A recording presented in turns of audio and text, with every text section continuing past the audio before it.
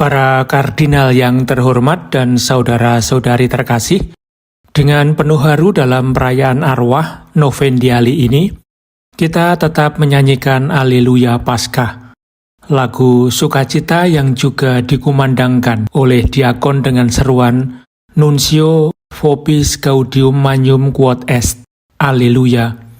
Aku memberitakan kepadamu sukacita besar, Alleluia. Lagu ini juga bergema di Basilika ini, yang beberapa saat sebelum Vigili telah dikunjungi oleh Paus Fransiskus.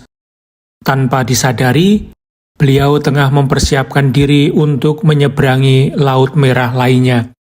Sebuah malam lain yang oleh kebangkitan Kristus kita sebut malam yang berbahagia.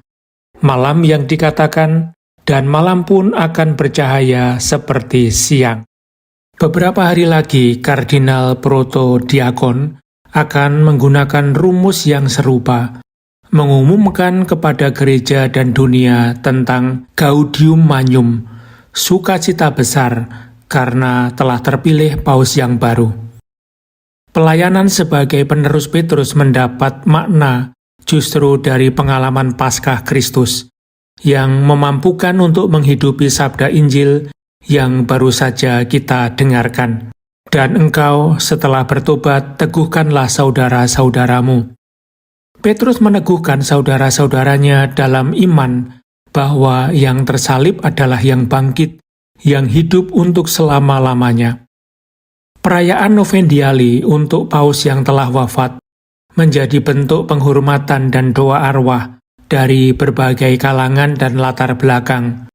Secara simbolis, dalam momen ini pula, penerus Petrus memanggil kita untuk diteguhkan kembali dalam iman, dalam pengakuan kita akan kebangkitan badan, pengampunan dosa, bahkan dosa seorang manusia yang telah menjadi paus, dan dalam kesadaran bahwa seluruh riwayat hidup setiap pribadi berada di tangan Allah.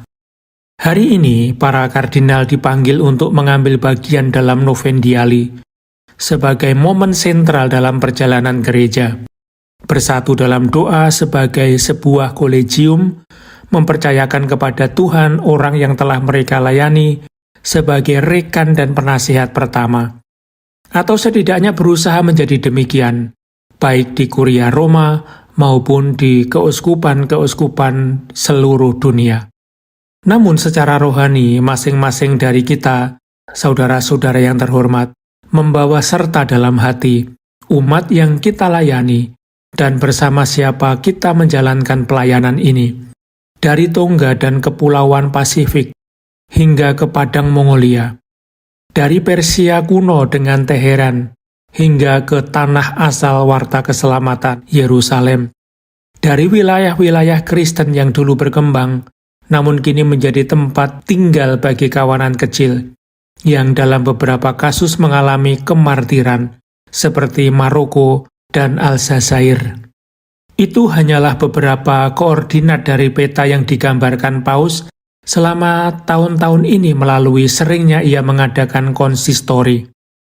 Di semua tempat ini, sebagaimana pula di kantor-kantor sekretariat negara dan kuria Romawi, sebagai para penerus para rasul, kita dipanggil untuk mengingat dan menghidupi dengan kesadaran penuh bahwa memerintah adalah melayani, seperti Sang Guru dan Tuhan yang hadir di tengah kita sebagai Dia yang melayani. Salah satu gelar yang secara tradisi diberikan kepada Uskup Roma, Servus Servorum Dei, hamba dari para hamba Allah. Gelar yang dicintai oleh Santo Gregorius Agung sejak ia masih seorang diakon untuk mengingatkan kita akan kebenaran yang abadi ini. Liturgi juga mengingatkan kita lewat tanda-tanda lahiriah. Dalam perayaan liturgi paling meriah sekalipun, kita mengenakan tunik di bawah kasula, tanda bahwa kita tetaplah diakon, yakni pelayan.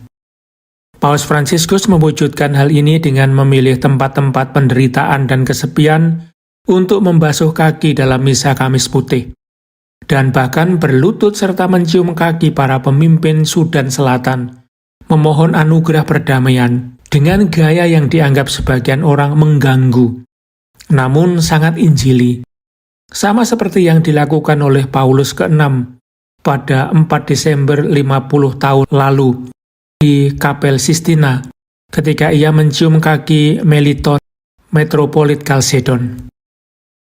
Tradisi gereja membagi para kardinal dalam 3 tingkatan, uskup, imam, dan diakon. Namun semuanya dipanggil untuk melayani, menjadi saksi Injil, usque ad effusionem sanguinis, sampai tercurah darahnya. Sebagaimana kita ikrarkan pada hari pengangkatan menjadi kardinal, dan dilambangkan oleh jubah merah yang kita kenakan, mempersembahkan diri secara kolegial dan pribadi, sebagai rekan utama penerus Rasul Petrus. Bacaan pertama yang diambil dari Kisah Para Rasul membawa kita keluar ruang atas di Yerusalem, tempat berkumpulnya orang Yahudi dari berbagai bangsa. Petrus berbicara untuk menjelaskan bahwa para rasul bukanlah mabuk, melainkan dipenuhi oleh mabuk suci Roh Kudus. Istilah yang kelak dikenal dalam tulisan para bapa gereja. Mereka dimampukan untuk dimengerti oleh semua orang dalam bahasanya sendiri. Adalah penting bahwa bacaan ini dipilih dalam Novendiali karena merupakan khotbah pertama Petrus dan terjadi dalam konteks Pentakosta. Lukas menyebut waktu itu sebagai saat Pentakosta digenapi. Apa artinya digenapi? Sebuah akhir sekaligus awal baru. Injil juga memakai kata ini di pasal 9, saat setelah transfigurasi, Yesus memulai perjalanannya ke Yerusalem dengan tegas, di mana kitab suci digenapi dalam penderitaannya, seperti yang kelak ia jelaskan kepada kedua murid dalam perjalanan ke Emmaus. Setelah puncak transfigurasi, jalan menuju Paskah, setelah Paskah menanti Roh Kudus, dan saat Roh Kudus dicurahkan sepenuhnya, awal gereja. Kita sekarang berada pada peralihan dari akhir hidup Paus Fransiskus menuju penggenapan janji. Agar dengan pencurahan Roh Kudus yang baru, Gereja Kristus terus melanjutkan perjalanannya bersama seorang gembala yang baru. Tapi nubuat mana yang digenapi di Pentakosta? Nubuat yang dihilangkan dari bacaan liturgi, tetapi sangat dicintai dan sering dikutip Paus Fransiskus dari Yoel pasal 3. Aku akan mencurahkan rohku ke atas semua orang, anak-anakmu laki-laki dan perempuan akan bernubuat. Orang mudamu akan mendapat penglihatan, orang tuamu akan mendapat mimpi. Siapapun yang berseru kepada nama Tuhan akan diselamatkan. Bapak Suci kita sering mengutipnya dalam konteks dialog antar generasi, agar orang tua membagikan impian mereka dan kaum muda dengan energi dan visi mereka dapat mewujudkannya. Tak ada masa depan tanpa perjumpaan antara tua dan muda. Tak ada pertumbuhan tanpa akar, dan tak ada mekarnya bunga tanpa tunas baru. Tidak ada nubuat tanpa ingatan, tidak ada ingatan tanpa nubuat. Dan selalu perjumpaan adalah kuncinya. Dalam semangat itu, Paus Fransiskus meninggalkan pesan ini kepada Dewan Kardinal, yang terdiri dari kaum muda dan senior, agar semuanya belajar mendengarkan Allah, menangkap impiannya atas gereja, dan berusaha mewujudkannya dengan semangat baru dan muda. Dalam bula penetapan tahun jubileum, Paus Fransiskus telah menyampaikan sebuah visi, sebuah impian yang kini menjadi warisan bagi Paus baru.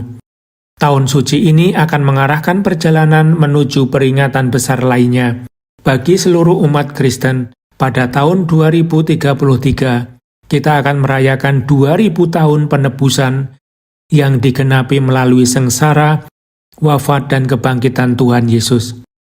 Kita sedang menapaki jalan yang ditandai oleh tonggak-tonggak besar, di mana rahmat Allah mendahului dan menyertai umatnya yang berjalan dengan iman yang giat, kasih yang aktif, dan harapan yang tak goyah.